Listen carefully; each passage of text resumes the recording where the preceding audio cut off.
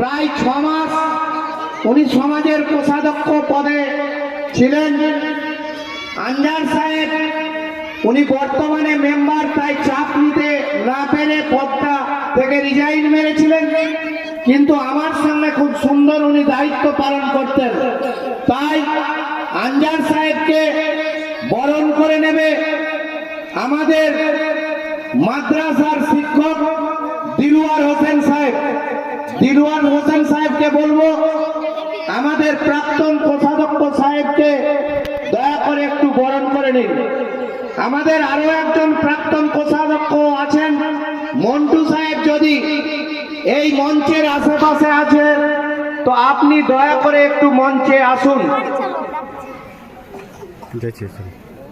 আমি সমস্ত মডেলকে মঞ্চের বাম দিকে উনাদের যে বসার জায়গা করেছি সেখানে